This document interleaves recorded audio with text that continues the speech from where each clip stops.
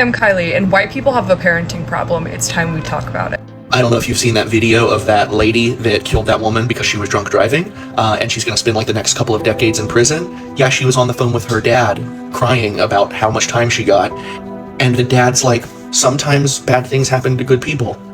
He wasn't talking about the murdered bride. He was talking about his daughter.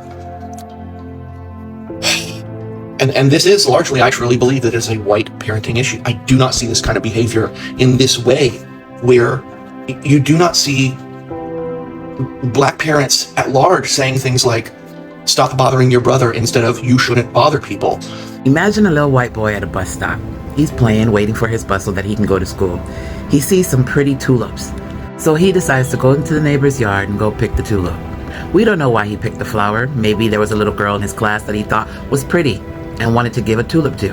Maybe he wanted to give the tulip to his bus driver, a teacher, maybe his mom. Now, while he is picking the tulip, the white woman calls the police officer on him and says, hey, there's a 6-year-old outside in my yard picking a flower. The police officers actually come and arrest the 6-year-old white boy, and now he has to go to court. That's ridiculous, right? A little kid picking flowers off of somebody's yard, that's nothing to call the police about. Maybe a conversation with the kid, tell him not to do it, or maybe talk to the parents since they're neighbors. But no, this white woman called the police. No one can imagine a 6-year-old white kid getting arrested for picking flowers, right? But yet, in 2021, a 6-year-old black boy was arrested for picking a tulip. A tulip.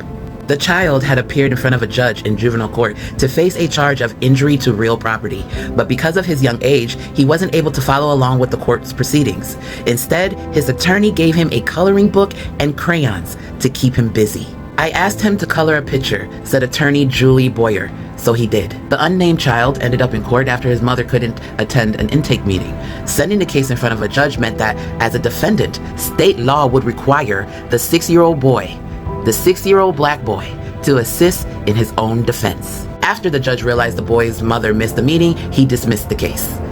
Good thing on the judge, right? As black parents, we cannot allow our kids to just be kids, because that's what kids do, right? They see something pretty, they pick it up. But if a white kid does it, oh, it's cute. He's trying to give somebody a flower.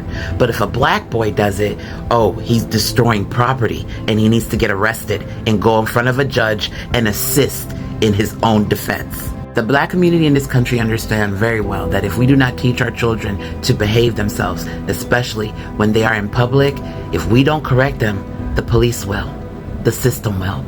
When white children misbehave, especially boys, it's they're kids. Let them be kids. But when black children misbehave, especially black boys, they get the metal wristband. Or even worse, get unalived. It's mere rice. As black parents, we don't have the luxury to let our kids misbehave. Even if we wanted to. And we don't. But even if we wanted to. The police, the school system, the system itself doesn't see black children as children. They see them as adults and treat them as such.